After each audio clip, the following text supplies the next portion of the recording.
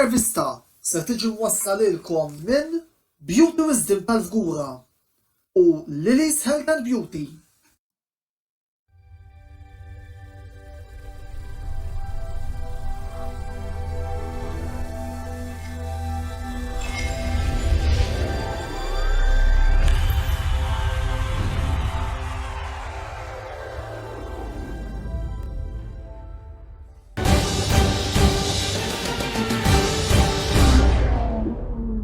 Antonella Belesemilkom u jilqakom għat 12 program mis-sensiela l-intervista.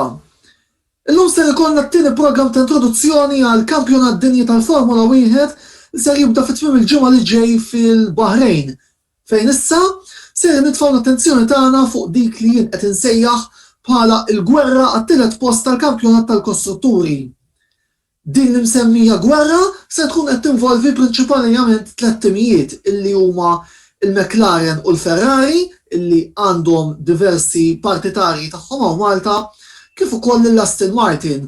U għal dan il-għanmi fuq il-panel illum għandna lil Jordi Brinkat, partitarju ta' dawn tal-aħħar, jiġifieri l-Aston Martin, Duncan Sant fissem il-Scuderia Ferrari Club Birżebbuġa Malta u Jason Sultana, partitarju tal-McLaren.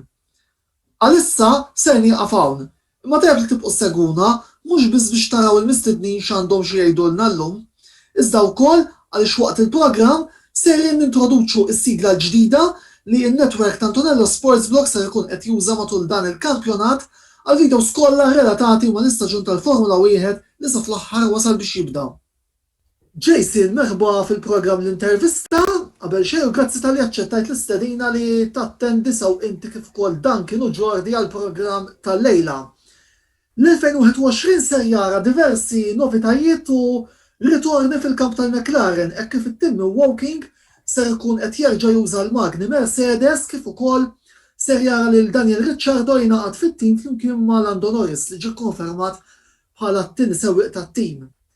Temmen li l-elementi Ricciardo u Mercedes ser ikunu qed ikomplu jgħinu lil McLaren fil-mixja tagħhom lura lejn il-quċċata tal-Formula 1? Mela, l-ewwel ħaġa nirringrazzjak tal-li stedintni dan il-programm Antonello. Nsellem lilek, lil Duncan, il-Jordi, l-segwaċi tiegħek. Mela, niġu għall-fattur Daniel Ricciardo, Lando Norris. Kiet ix-xewqa ta' ħafna fans tal-McLaren li naraw lil Daniel Ricciardo jingħaqad mat-tim Ingliż fl-aħħar irnexxielna għalmenu li jiġi. Konna naqra sorpriżi kif konna nitkellmu ftit qabel il-programm fil-fatt fuq il ħaġa li l-Ferrari ma ħadfux l-okkażjoni ta' Daniel Ricciardo li jingaġġaħ magħhom. Meta kien hemm iċ-ċans li Vettel kien ħajitlaq, insomma, l-istorja to cut the long story short, Ricciardo firmu mal-McLaren huwa ta' asset kbira għal-McLaren. L-ewwel nett, Ricciardo għandu l-esperjenza. Huwa 7 times Grand Prix winner issa, kien ma' diversi timijiet, kif nafu ma' Toro Rosso, Red Bull, Renault reċentament. Għandu ħafna x'joffri lill-McLaren. Lando Norris ħajjitgħallem ħafna minn għandu u vera ħajkun għadu ġdid fit-tim, però Daniel huwa sewwieq li kapaċi jitgħallem ħafna u jitgħallem ħafna fast. Kellu ħafna problemi ma' timijiet oħrajn, speċjalment fil-Renault l-aħħar sentejn, u l-karozza ma kienx daqshekk tajba. U nixxielu jagħmel ħafna mirakli u fil-fatt anke issa spiċċaw bis-saħħa tiegħu sal-bidu tal-kampjonat, nofs il-kampjonat imbagħad bl-għajnuna ta' Ocon. Le, ħadkun għalija line-up ideali għal McLaren, waħda mill-line-ups li b'saħħithom li hemm fuq il-grid ukoll. Hemm l-esperjenza, sewwieq żgħir li issa Lando Norris dieħel fit-tielet staġun tiegħu fil-Formula 1 fit-tielet sena mal-McLaren ukoll.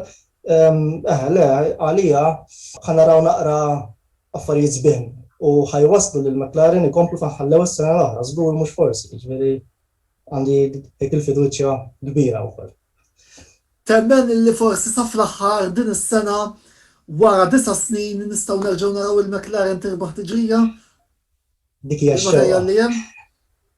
x-xewqa ta' ħafna fans tal-McLaren li l-aħħar rebħa sfortunatament ġiet fl-2012 ġewwa l-Brażil. Ġifieri issa inna ħafna nistennew rebħa, però xorta għalkemm konna qrib is-sena l-oħra ġewwa Monza, ħalli nkunu ċari. Però xorta naħseb li għadhom mhumiex daqshekk li jikkompetu mal-Mercedes u l-Red Bull. Għalija xorta baqa' dik in-naqra li ma fil-fatt inkunu hemmhekk biex f'każ li jiġri xi ħaġa mill-kbar minn ta' qudiem inkunu hemmhekk lest li jaqbżu u jieħdu dik ir-rebħa li tant nistennew, però għadna naqra l-bot biex inkunu on our own merits ngħidu hekk biex nirpu rebħa. Jordi, grazzi tal-li aċċettajt li tattendi għal dan il-programm u nsellimlek. Min Racing Point għal Aston Martin. Madwar dan it-tim hemm ħafna aspettattivi wara li fl-istaġun li għadda taħt appuntu l-isem ta' Racing Point it-tielet post tal-kampjonat tal-kostrutturi intilef biftit għalkemm tajjeb ngħidu wkoll li kien hemm xi punti ta' penalizzazzjoni minħabba dak il-famuż skandlu Mercedes iva Mercedes le. Kemm taħseb illi l-ħafna aspettattivi li hemm madwar it-tim tal-Aston Martin huma ġustifikati? Anton, l-ewwel nibda biex nirringrazzjak ta' din l-opportunità u l-istedina li tajtni għal dal-programm li ver qed ikun popolari, għax ovvjament kemm naħati li dejjem insegwih u kif ukoll mill-ħbieb tiegħi dejjem hemm feedback qawwi. Nirringrazzjak ta' din l-opportunità, insellem ukoll il-sieħbi Jason tal-McLaren kif ukoll il-Duncan tal-Ferrari, veri ħankunu 300 li ħanissiltu fil-Gimal Alpine għal dak il-famuż it-tielet post fil-kostrutturi. Evimni, wara l-istaġun li għadda ferm pozittiv li kellna aħna minn ħatana. Ġifieri mit-żewġ timijiet li hemm hawnhekk, aħna l-aħħar tim li tlajna fuq l-ogħla s-saffa tal-podium. Ma fatti ġifieri il-Grand Prix tas-sena l-għaddiet tal-Baħrejn li rebaħ Sergio Perez, ġifieri għadha naqxa f'qalbi li diffiċli biex ninsijax. L-aħħar Grand Prix rbaħna kienet propju meta konna għadna l-isem tal-Jordan fl-2003 permezz ta' Giancarlo Fisichella fil-Grand Prix tal-Brażil. Ġifieri għaddew iktar mhux 10 snin għaddew minn dakinhar, ġifieri 20 sena minn meta konna rbaħna l-aħħar Grand Prix, ġifieri 18 eżattament. 18 nkunu eżatt. Ġifieri evimni wara l-istaġun li għadda hemm għandna ambizzjonijiet kbar, ġifieri dis-sena akkwисtajna iffirmajna bis-saħħa ta' Lawrence Stroll l-ex-champion tad-dinja Sebastian Vettel. Ġifieri nimmaġina li Lawrence Stroll irid jkompli fuq il-pass li ħallejna s-sena l-għaddiet, ġifieri u bl-isem ta' Aston Martin issa fuq il-gritt tal-Formula 1 xejn inqas minn suċċess fi żmien 4 snin 5 snin. Lawrence Stroll żgur l-daħal għalija biċċa ta' xogħol nafu min jaf għala l-biografija ta' Lawrence Stroll jafu li dawn negozjant li dejjem irnexxa fil-negozju tiegħu. Ġifieri l-daħal għal biċċa xogħol naħseb Lawrence Stroll żgur irid jirnexxi u jagħmel suċċess.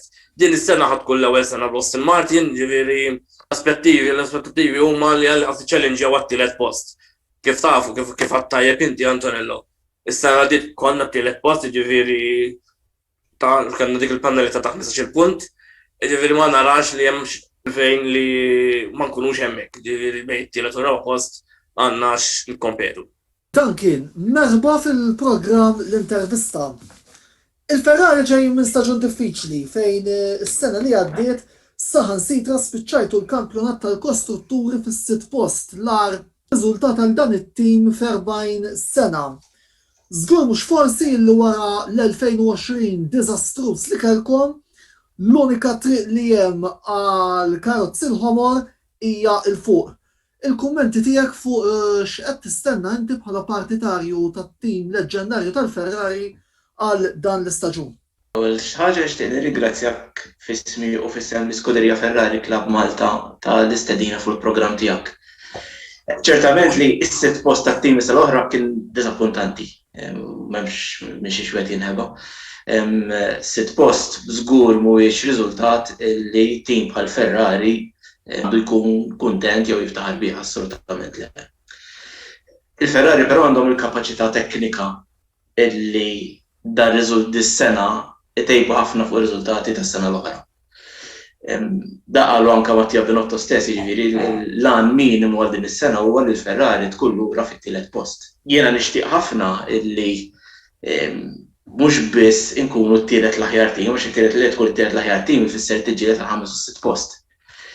Li nixtieq jiena bħala tifoso u ovvjament il-supporters kollha tal-Ferrari huwa li nerġa' naraw il-karozzi ħomor hemm fuq il-post. Mhux xi ħaġa li ħadd tiġri f'sena, żgur dik, mill-fatt li s-sena l-oħra spiċċajna fejn spiċċajna bil-problemi kollha li kellha l-karozza u r-restrizzjoni tekniċi li kien hemm għal 21 ikun miraklu kieku l-Ferrari jispiċċaw iktar. Jiġifieri hemm ngħidlek ma rridx li nkun ngħid li jekk ma niġux it-tielet post tkun disfatta, però żgur li l-ebda persuna fit-tim tal-Ferrari ma tubbost kieku ma niġux it-tielet. Tim ieħor li ser jkun tikkontendi din il-pożizzjoni huwa dak ta' l-Alpin li fost l-oħrajn din is-sena ser ikollhom lil ħatħ li Fernando Alonso jirritorna fl-isport wara nuqqas ta' sentejn għalkemm tajjeb ngħidu li bejn Renault u Alpin din ser tkun it-tielet stint ta' sewwieq darbtejn champion tad-dinja ma' dan it-tim. Temnu li l-Franċiżi jistgħu jgħidu tagħhom f'din l-gwerra bis-saħħa ta' Alonso. Ħanibda bik Jason. Alonso huwa fattur importanti ħafna. Meta semmi l-Alonso, 2 times world champion, driver tajjeb ħafna ta' kwalitajiet tajbin minn kull aspett. Ġifieri Alonso huwa meqjus bħala wieħed mill-aħjar drivers li qatt kien hemm fil-Formula 1, dak huwa fatt. Però għandi naqra ta' question marks u dubji tiegħi fuq il-tim tal-Alpin, speċjalment din is-sena. Rajniehom ħallit ħafna waqt it-testing, għamlu ħafna laps, però dejjem għadu naqra lura. U fil-fatt waqt intervista li taw fil-fatt il-ġimgħa li għaddiet, għalu il-karozza baqala ħafna potenzjal xwieħed hekk isibilha speċi ta' li jiskopri fiha. Però xorta hemm dik hemm ħafna affarijiet żgħar li jisom mhumiex maqogħdin flimkien bħalissa hekk qed narahom ġattin bħal-Alpin. U li jiġġieldu għat-tielet post, naħseb ma tkun out of reach, forsi jinsbaljat, però naħseb li ħajbatu ftit din is-sena għalkemm hemm il-fattur Alonso. Il-karozza tidher tajba, mhux ħażina, ħalli nkunu ċari, però xorta għadha mhix kif jixtiequha. Duncan? Dubju Alonso huwa xufier ta' kapaċità immensa, driver tajjeb ħafna, ħajġib miegħu talent kbir u esperjenza vasta. Kif kien qed jgħid tajjeb Jason, ma ninsewx li Alonso għandu esperjenza ta' ħafna timijiet fosthom McLaren, darbtejn, Ferrari, Renault li magħhom rebaħ il-kampjonat, jiġifieri mhuwiex xufier li ma jafx qed jagħmel. Però ma naħsibx li Alpin għandhom jafdaw biss fuq it-talent ta' Alonso. Ma ninsewx li s-sena l-oħra Ocon għamel ukoll staġun tajjeb mat-tim, speċjalment it-tieni biċċa tal-istaġun, it-tieni parti tal-istaġun. Huwa wkoll xufier tajjeb u l-fatt li għamel is-sena l-oħra itella kontra Ricciardo fl-aħseb fit-tieni parti tal-istaġun wera tajjeb kemm Ocon tallem minn Ricciardo. Kien hemm ħafna riżultati tajbin ta' Ocon is-sena l-oħra fit-tieni biċċa tal-istaġun, jiġifieri mhuwiex xi xufier illi Alpin għandhom ma jagħtux każ u jagħtu l-preferenza biss lil Alonso, li Alonso jkun il-first driver bla dubju. U hemmhekk huwa fejn Alonso l-iktar li juri il-kapaċità tiegħu fejn hu qed imexxi tim bil-idejat tiegħu fid-direzzjoni tiegħu. Però jista' jkun ukoll dik hija limitu għat-tim illi ma tistax tafda biss fuq persuna waħda. Ma tistax tafda biss fuq xejrid Alonso. It-tim mhux magħmul biss minn Alonso ma magħmul minn żewġ drivers. Jiġifieri l-Alpini li jgħodu attenti li ma direzzjoni mbagħad anke fejn tħoss żvilupp tal-karozza li ma direzzjoni ħajjieħdu għax Alonso jekk ħadd imxi miegħu taf ħadd tisfavorixxi l-Ocon u għall-kampjonat kostrutturi tista' tippenalizzhom. għax ovvjament inti il-punti ma jiġux minn driver wieħed ma jiġu bit-tnejn huma. Jekk min-naħa l-oħra jagħtu lil-Ocon ċerta importanza daqs jew anke ftit żgħira biss inqas minn Alonso għandu l-fama li mhuwiex eżattament team player.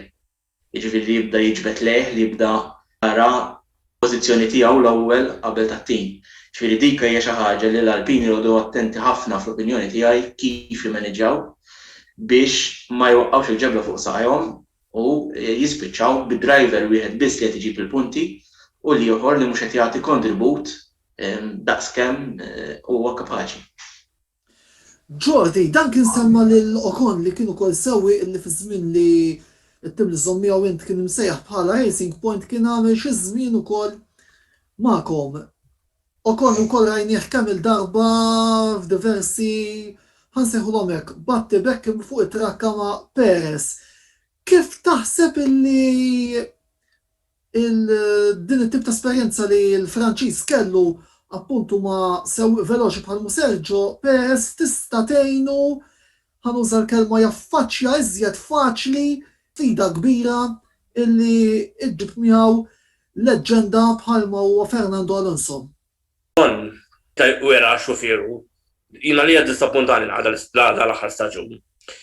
Fimni, s-sena naddit kellu Ricciardo, ġiviri, ikolli nażel bejn Ricciardo u Alonso, naħseb Ricciardo l-lum il-ġurnata naħseb huwa tarġa aħjar minn Alonso. Mux iġinnek li Alonso għat ma kien tajjeb, imma naħseb issa Alonso emleta fil-nofs u għat minnek sentej kif għattu tajjeb intom, jilu sentej niqas minn ġol kokpit tal-karozza tal-Formula 1, ġiviri nemmen li Alonso ma naħsibx li ħajkun dak Alonso li kien ir-ritorna fil-Renault l-ura fl-2002, ġiviri ħarġiet tielet darba li Alonso ħerġa' jisuq ma' Renault.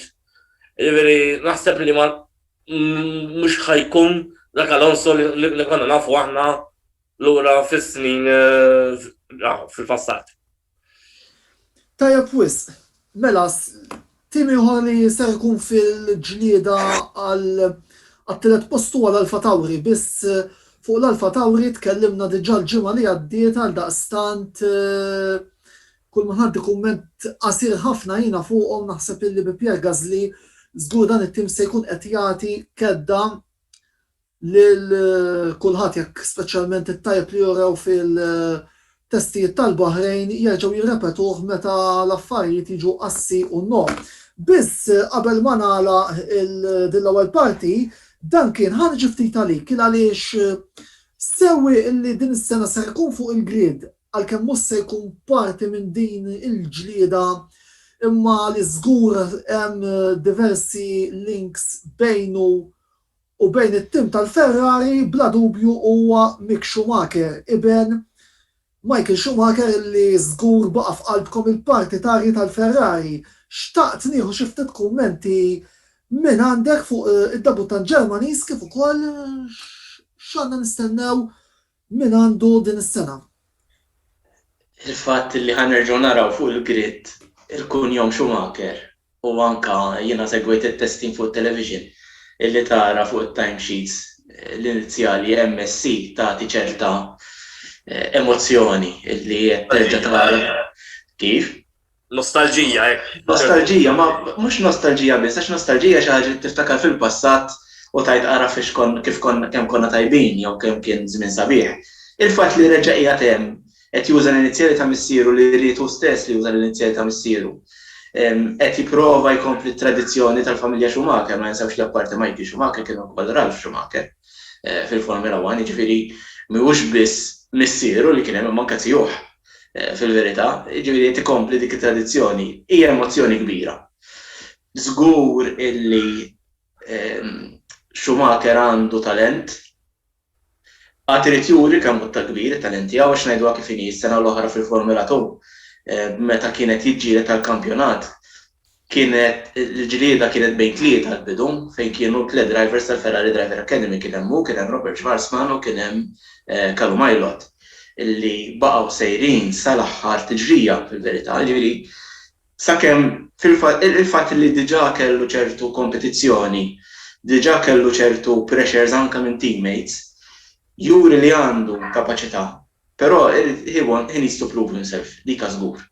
X'nistgħu nistennew minn għandu sfortunatament ma ħsibx nistgħu nistennew ħafna affarijiet li jirbaħ lit-teammate tiegħu. Sfortunatament il-ħass mhijiex xi karozza illi ħadd tieħu opportunitajiet li jibbrilla fis-sens ta' riżultati.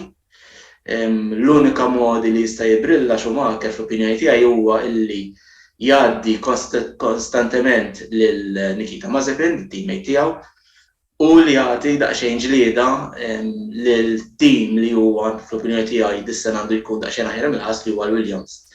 Il-Williams kellhom żviluppi, l-ħass diġà qalu li m'għandhomx żviluppi u mhux se jiżviluppaw l-karozza matul is-sena. Ġifieri il-kapaċità ta' Schumacher din is-sena mhijiex se toħroġ. Nisperaw li toħroġ iktar il qudiem ma' snin u juri anke jekk kollok ftit żgħira mill-potenzjal li kellu missieru għandu jkun xufier tajjeb immens. Fil-fatt ukoll li long run naħseb il-ħolma ta' ħafna partitarji tal-Ferrari li l-qudiem Mick ikompli fejn ħalla missieru mat-tim ta' Maranello. Jiena li l-futur huwa Leclerc żgur. Ma ninsewx Leclerc għandu kuntratt ta' 5 snin li l-ebda driver fil-Ferrari qatt ma kellu 5 snin. Huwa driver li trabba mill-bidunet mill-Ferrari Driver Academy. Fuq Leclerc però se nitkellmu żjed tard dan kien. Però il-futur però għalija huwa Leclerc u jista' jkun skont kif imur Schumacher. Jekk Schumacher juri li għandu ċerta kapaċità, ma narax għalfejn m'għandux ikun partner ta' Leclerc fil-Ferrari u jerġa' jkun hemm forsi dik id-dominazzjoni li kien hemm fil-passat. Grazzi, dan kien l-ewwel parti tal-programm tal-lejla tintemm hawnhekk. Ibqgħu magħna il għaliex wara dan il-blok ta' reklami mhux biss ser inkomplu d-diskussjoni fuq it-tema tal-lum li hija l-gwerra t-tielet post tal-kampjonat tal-kostrutturi tal-Formula 1, iżda wkoll ser nilaqgħukom mas-sigla l-ġdida li jien ser nibda nuża fil-video logs tal-Formula 1 illi n-netwerk ta' Antonello Sports Vlog ser ikun qed juża matul dan l-istaġun. Ibqgħu magħna.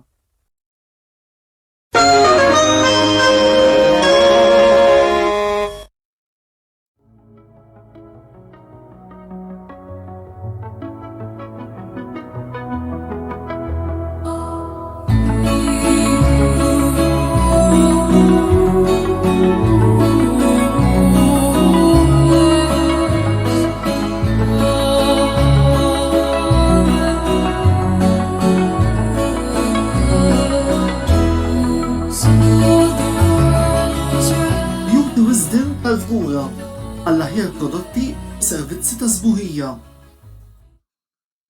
Lily's Health and Beauty għall-aqwa prodotti ta' nutrizzjoni, make-up u aċċessorji.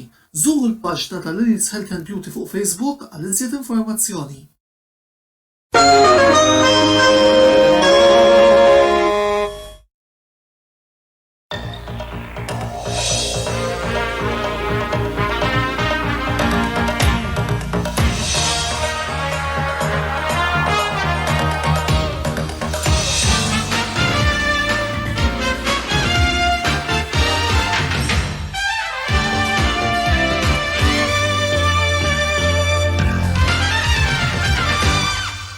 Kienet is-sigla ġdida li Antonello Sports Vlog se jkun qed juża minn issa l qudiem qabel kull video li se nibdew intellaw matul dan il-kampjonat. Infakrukom ukoll li wara kull tiġrija l-għada ser jitlaw ukoll video ta' reazzjoni għal dak kollu li nkunu rajna fuq il-telli għalit tkun għada kemm spiċċat il-ħadd ta' qabel video li ġi rekordjat ftit momenti wara tmiem it-tiġrija l-daqstant dik se tkun reazzjoni nistgħu ngħidula hekk akaldo. Biss biex niġu lura għall-programm tal-lum l-intervista llum qegħdin niddiskutu il-gwerra għat-tielet post tal-kampjonat tal-kostrutturi u fuq il-panel għandna lil Duncan Sant, rappreżentant tal-iskuderija Ferrari Club Birzabuġa Malta, Jason Sultana, partitarju tal-McLaren u Jordi Brinkat, partitarju tal-Aston Martin. U fil-fatt ser nibdew nitkellmu appuntu fuq it-tim tal-Aston Martin, Jordi, fejn ser ikolkom din is-sena lil Sebastian Vettel imexxi it-tim. Jordi, kemm taħseb li ser jirnexxilkom terġgħu iġġibu lura l-aqwa verżjoni tal-Ġermaniż matul dan l-istaġun? Jiena nemmen li anke kif rajna fil-launch tal-karozza Naħseb Vettel reġa' sab id-dar tiegħu kif kien meta konna nafu aħna ma' Red Bull. Naħseb li sab atmosfera u ambjent sabiħ, fimdi kulħadd jgħidha, kull xufier li kien ħareġ minn ġewwa Silverstone minn ġewwa fabrika, tagħna kollha jgħidu l-ambjent ta' familja li hemm. Fil-fatt ta' Sergio Perez, l-ex-xufier tagħna kien semmija li waħda mill-affarijiet li ħajmissja hija l-sens ta' familja li hemm f'dan it-tim. U nemmen li Vettel hemm qiegħed. Li ħajkun għal-qalbu. Vettel ma ninsewx li għandu 50 rebħa fil-kampjonat tal-Formula 1. ħa iktar minn 120 iktar minn 120 podium u wkoll ħa 55 pole position. Ġifieri xufier hemm qiegħed, xufier tajjeb, għandu kwalitajiet tajbin ħafna u żgur li jekk isib saqaj ikollu karozza tajba, ħanerġgħu naraw Vettel ikollna nafu lura ma' Red Bull. Hija ħasra li s-sena li għaddiet spiċċa, nemmen li wkoll li ħabba li kienu qalulu qabel ma bida l-kampjonat li mhux se jġeddulu l-kuntratt tal din is-sena, naħseb li tafawtuna qalura li spiċċa bi 33 punt biss fit-13 post tal-klassifika, podium wieħed, meta rebaħ meta spiċċa minnu fil-Grand Prix tal-Turkija. Turkija kien qatt ma rajna l-Vettel f'dal-istat. Imma naħseb is-sena d-dieħla nemmen li ikun qiegħed hemmhekk jikkompeti max-xufiera ta' fuq. Mill-passat tal-Ferrari issa li kien Sebastian Vettel ser morru għall-preżent tal-Ferrari dan kien. Ħan nitkellmu ftit issa fuq iż-żewġ sewwieqa tagħkom li huma Charles Leclerc u Carlos Sainz. Din id-domanda li rrid titfalek ser naqsamha fit-tnejn.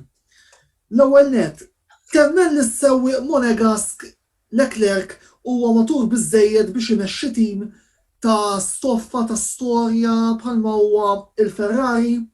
U t-tieni domanda li għandi hija kemm taħseb li l-eżami Ferrari huwa determinanti għall-karriera ta' Carlos Sainz wara li l-esperjenzi kollha passati li kellu fil-Formula 1 sewwa Toro Rosso, sewwa Renault u sewwa l-McLaren tista' tgħid li rnexxew. Kif konna ngħidu qabel Leclerc għadu żgħir fl-età. Però fis-sentejn li għamel mal-Ferrari u s-sena li għamel mal-Alfa Romeo qabel ma ġie mal-Ferrari u rew illi huwa xufier matur li jaf x'qed jagħmel u li jaf imexxi tim. Il-Ferrari qed jafdaw ħafna fih, ma ninsewx li dak kif konna ngħidu l-ewwel tela mill-Ferrari Driver Academy mill-meta kien żgħir. Kellu mentor bħalma kien Jules Bianchi wkoll kien parti mill-Ferrari Driver Academy u għandu kuntratt ta' 5 snin illi laqqas ma jfixu ma kellu kuntratt ta' 5 snin meta kien fl-qawwa tiegħu. Ġifieri l-Ferrari qed jitfgħu pressjoni fuqu, però biex qed jitfgħu din it-tip ta' pressjoni jafu li Leclerc huwa xufier tajjeb li jiflaħ din il-pressjoni u li ma hemmx dubju fih fejn tidħol tmexxija tat-tim, tmexxija teknika tat-tim u li jagħti direzzjoni fejn it-tim għandu jimxi bħala żvilupp ta' karozza. Jiġifieri vera għadu żgħir, però il-kwalitajiet kollha hemmhekk. Fejn jidħol Sainz ukoll għadu xufier żgħir, però kif kont qed tgħid inti għandu esperjenza ta' 3 timijiet fosthom tim uffiċjali bħalma kien Renault.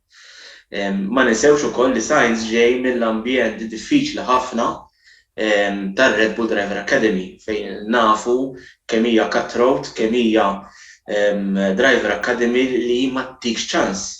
Narawha pereżempju f'Gasly fejn kien mar-Red Bull u marru lura ma' Toro Rosso, Kvyat li għamel l-istess triq bħal Gasly li kien mal-Toro Rosso mal-Red Bull reġgħu ġie demoted ma' Toro Rosso, jiġifieri il-fatt li Sainz telaq mal-Akademi tar-Red Bull min jeddu u mhux għax tkeċċa jew għax ġie demoted juri l-kwalitajiet tiegħu.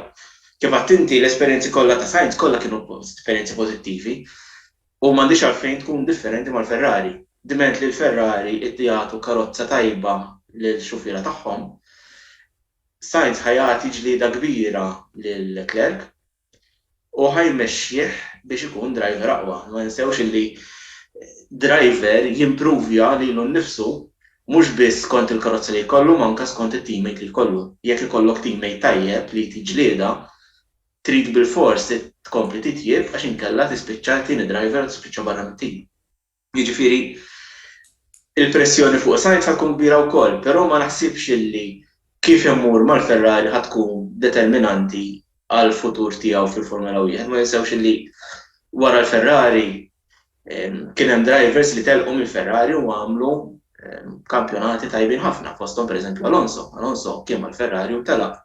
Nistgħu nsemmu pereżempju lil Barrichello li kien mal-Ferrari meta mar mal-Bron kien hemm stint tal-Honda fejn il-karozza ma kienx tajba, però meta kellu karozza tajba rebaħ u kien ġira tal-kampjonat dak iż-żmien ma' Button fil-2009.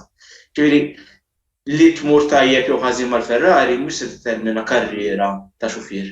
Li determina karriera ta' xufier huwa il-comparison mat-teammate tiegħu u ma kif iżomm mal-pressjoni li tim bħalma l-Ferrari żgur ħajtfa' fuqhom.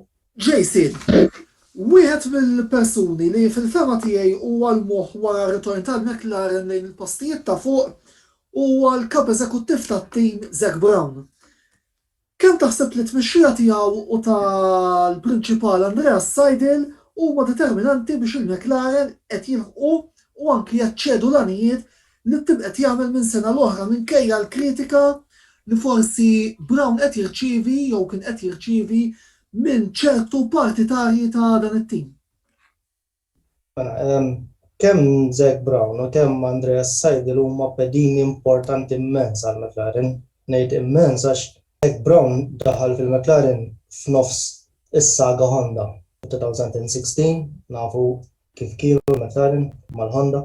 Urid bidla, tim kien imkisser minn ħafna bnadi, fatt u ħeda dik il-proċess li jara lil McLaren fejn suppost ikun. Zak Brown għandu background ta' marketing enormi. Fil-fatt huwa magħruf fil-marketing, għandu l-kumpaniji tiegħu tal-marketing. Kienu neqsin mill-sponsors il-McLaren, fil-fatt dal-aħħar snin dejna naraw żieda qawwija ta' sponsorships. Daħal sens ta' leadership kif konna naraw fi żmien Ron Dennis, huwa importanti ħafna li kienet intilfet naqra fil-McLaren. Hemm blajnuna ta' Seidel imbagħad għalija il-pakkett ingħalaq u ninsemmu magħhom lill-Technical Director James Key llum. Għalija James Key huwa wieħed mill-aħjar diretturi tekniċi li hemm fil-Formula 1 għalkemm kien ma' timijiet iżgħar ma' Toro Rosso speċjalment imma l-kwalitajiet tiegħu ma tajbin ħafna l-fatt qed narawhom b'mod partikolari din is-sena fuq il-karozza l-MCL 35M li rajna ċerti affarijiet li timijiet oħra ma għamlux. Fed naraw l-area tal-dashboards, il-diffuser area naħbata wara fis-sens hemm affarijiet oħrajn li għalija Zak Brown kien strumental immens għal McLaren. Kritika tirċievi żgur li tkun f'dik il-pożizzjoni tagħmel x'tagħmel min jogħġbu minn le, imma l-McLaren kienet importanti ħafna u kienu li ġab il-McLaren fejn ġabhom illum. Ġifieri kemm bħala sponsorship, kemm bħala finanzi. Ġifieri overall Seidel flimkien ma' Zak Brown, James Key, Andrea Stella, Paul James, it-team manager.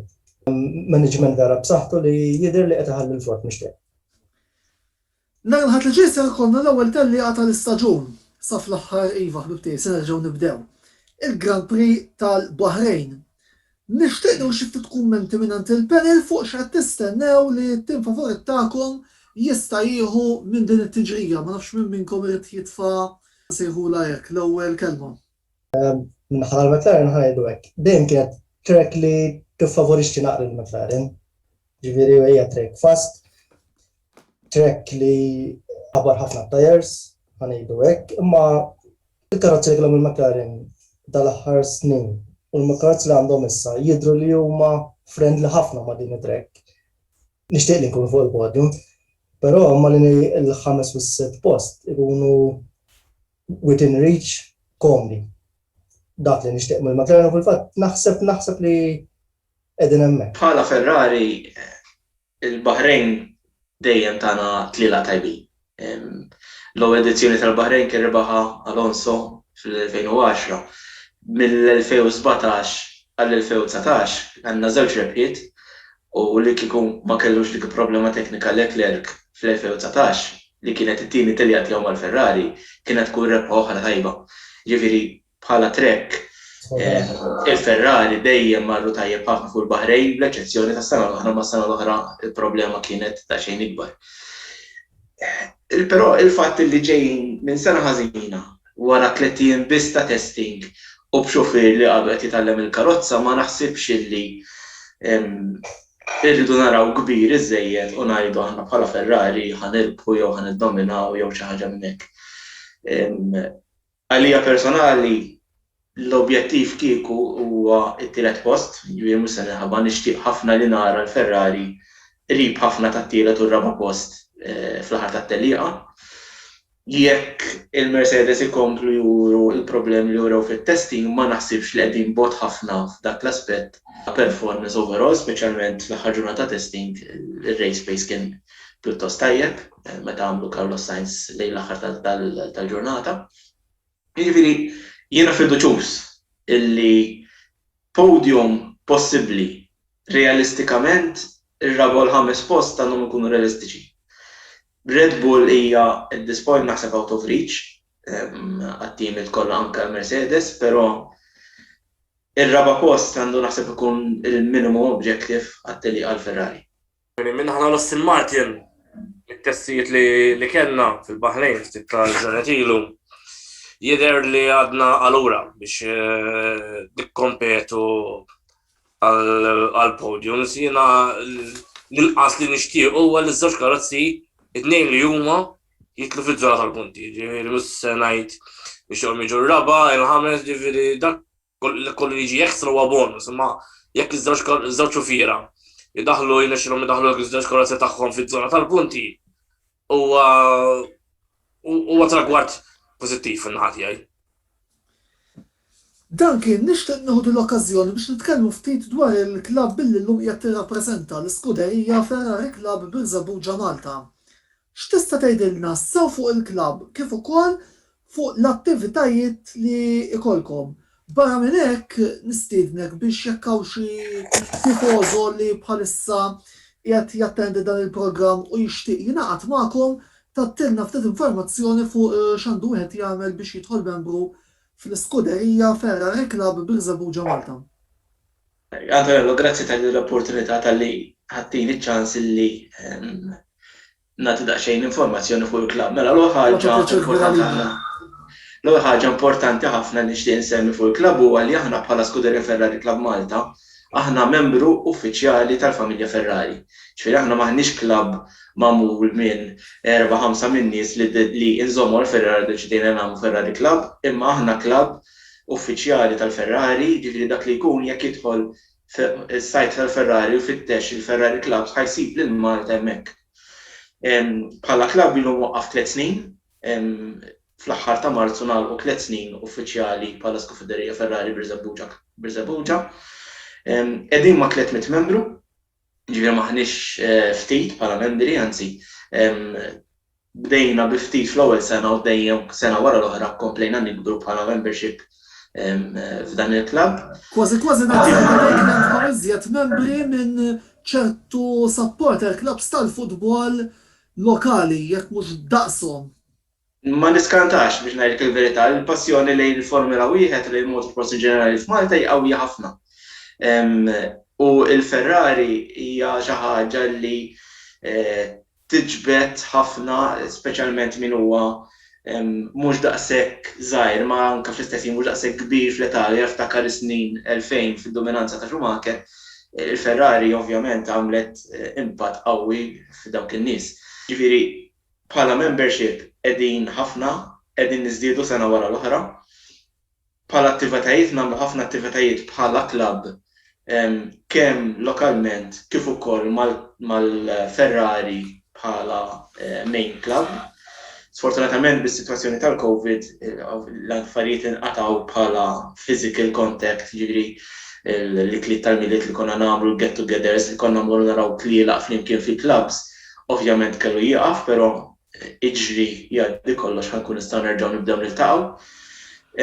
Però nagħmlu wkoll attivitajiet mal-clubs online Infatti, il-ġimgħa l-oħra kellna meeting il-membri tal-klabs kollha tal-Ferrari ma' Laura Mekis, il-director tal-Ferrari.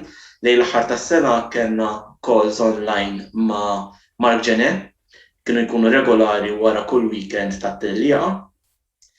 Is-sibt li ġej għandna appuntament ma' sewwieqa ma' Charles Leclerc u ma' Carlos Sainz wara l-qualifying, fejn ikun hemm numru ta' nies li jirreġistraw biex jidħlu għal din il-kol diretta mal-xufiera.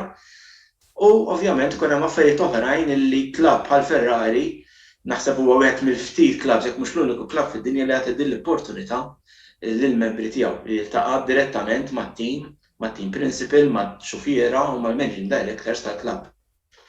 Min jixtieq isir membru mal-klabb jista' jikkuntattja lil Mary Law li hija l-President tal-klabb. Fil-każ anke nagħtu d-dettalji id-dettalji tagħha iktar tard kemm bħala email, bħala telephone number, etc. Bil-qal kollha nalqgħu kull min huwa partitarju tal-Ferrari fil-klabb tagħna u nispera li bis-saħħa tiegħek Antonello bil-blog tiegħek inżidu iktar il-membership u nkomplu nkabru l-familja Ferrari ta' Malta. Li nixtieq insemmu wkoll tal-aħħar hija illi il-President tagħna Mary Law f'dan l-aħħar sentejn ġiet darbtejn il-President marra bl-iktar membri fil-klabb. U dawn mhux qed ngħidu barra mill-Italja imma fil-klabbs kollha tal-Ferrari, ġifieri hija il-klabb bl-iktar membri li għandu President mara. U da hija ġara fl-aħħar sentejn, nisperaw li jkompli seħdar ikun ifisser li bħala klabb qed inkabru il-familja tagħna ta' supporters. U fil-fatt ukoll nixtieq l-okkażjoni biex nifraħ lis-Sinjura Law ta' dan l-unur li ma jagħmilx ġieħ lilha biss jew lil Ferrari Club Scuderia Birżebbuġa Malta iżda wkoll lil pajjiżna Malta u dejjem ta' pjaċir li naraw onur internazzjonali jinżel ġewwa din l-art ħelwa. L-aħħar domanda biex ukoll nibdew nagħlqu dan il-programm tuni l-ordni ta' kif taħsbu li ser tispiċċa din il-gwerra f'Diċembru li ġej. Għalfejni ta' din id-domanda li nixtieq minn għandkom huwa min taħsbu li se tispiċċa it-tielet, ir-raba' u l-ħames fil-kampjonat tal-kostrutturi. Jordan nibda bik, Jason u Jalaq Duncan. Jiena naħseb li t-tielet post se jintrabaħ minn McLaren. McLaren għandhom żewġ xufiera tajbin u naħseb ħajkunu huma li ħajjeħdu dan il-post. Warajhom niġu aħna l-Aston Martin. Ovvjament ħajkonna bidu daqsxejn żvantaġġjat imma naħseb li nirrikupraw as we go along fit-kors tal-kampjonat.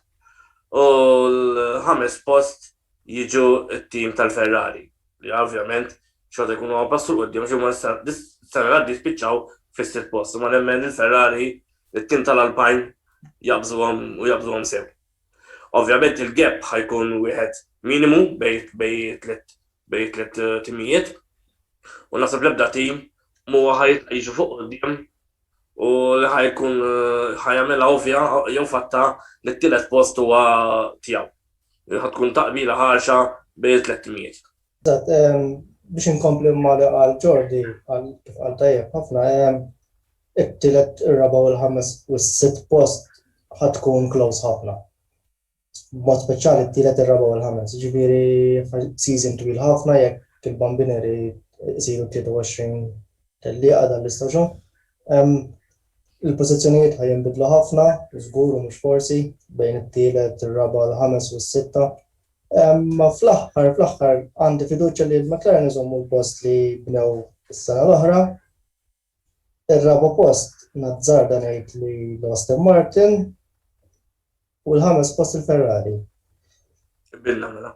Onestament wara 3 jiem biss ta' testing ma tantx naħseb wieħed jista' jagħmel tbassir tal-packing order kif inhu, però jiena ninsab fiduċjuż ħafna li l-Ferrari għamlu passi kbar il qudiem din is-sena kemm fejn jidħol il-power unit u kemm fejn jidħol l-iżvilupp tal-karozza fil-limitazzjonijiet tekniċi li kien hemm għal din is-sena. Però huwa diffiċli wieħed ibassar. Bejn x'nixtieq u x'naħseb li vera jiġri ovvjament hemm differenza. Jiena x-xewqa tiegħi hija l-Ferrari jkunu it-tielet jiġġieldu għat-tieni post, però ovvjament dik hija speranza, hija xewqa. Se jiġi fil-verità naħseb illi it-taqtija tkun kbira ħafna. Ftit ilu kien hemm artiklu fejn bl-eċċezzjoni tal-Haas u tal-Williams m'għadix teżisti midfield imma qed isejħula just field. Fejn għandek 6 karozzi li huma kollha qrib ħafna ta' xulxin. Għandek il-McLaren, il-Ferrari, l-Aston Martin, l-Alfa Tauri mhux ta' min ma jsemmijiex li wkoll urrid ċertu potenzjal. Jiġifieri huwa diffiċli ħafna li tagħmel order. Naħseb illi it-taqtija tielet post tkun hija waħda jibsa ħafna bejn McLaren u Ferrari, onestament. Speċjalment jekk l-Aston Martin ikollhom jkompli juru ċertu problemi ta' reliability li jorew waqt it-testing. Kienu waħda mill-inqas karozzi li għamlu mileage fil-verità fit-testing kollu. Li jista' jkun li jpoġġihom daqsxejn on the back foot fil-bidu tal-istaġun. Mbagħad ovvjament jiddependi l-iżvilupp, però naħseb bejn McLaren u Ferrari ħajkun hemm taqtija kbira t-tielet post overall. Ftit wara ikun hemm l-Aston Martin u nazzarda ngħid wara jkun hemm Alfa Tauri. Kemm l-ħaġa bħala partitarju inti tal-McLaren li huwa fatt magħruf. Nixtieq nisma' l-opinjoni tiegħek kif taħseb ħispiċċaw it-tielet post. Jiena illum se naħalli l-ispazju għalikom Jordi, biss beħsibni il-ġimgħa nagħmel video apposta fejn din id-darba ikolkom tisimgħu l-opinjoni tiegħi fuq x'naħseb fuq din il-gwerra għat-tielet post. Biss illum l-ispazju kien tagħkom, nhar il-ġimgħa segwu l-istazzjon tiegħi fuq YouTube u hemmhekk ngħidilkom jiena x'naħseb fuq din il-gwerra tat-tielet post. Probabbilment il-video jitla' fil-għaxija wara tmiem l-ewwel żewġ sessjonijiet ta' provi liberi. Fejn bil-kurzità mela. Esattament. Ma tantx fatal, 48 sija jgħaddu malajr. Grazzi lil Jason, Duncan u Jordi tal-attendew għall-programm l-intervista tal-lejla, kif ukoll grazzi kbira tmur lill-sponsors tagħna li huma Beauty Wisdom tal-Fgura u Lily's Health and Beauty. L-intervista tirritorna l-ġimgħa d-dieħla fejn din id-darba se nerġgħu mmorru biex nitkellmu fuq il-futbol, preċiżament fuq il-UEFA Europa League flimkien ma' 3 mistednin oħra li ser ikollna. Nħeġġukom bħal dejjem biex issegwu l-kontenut kollu li joħroġ fuq il-medja soċjali tagħna u li tiegħu il-links tistgħu issibuhom fit-tmiem is-sigla. Sakemm nerġgħu niltaqgħu l-ġimgħa d-dieħla, Antonello Bela jtikum il-kumplament tas-serata tajba. Saħħit.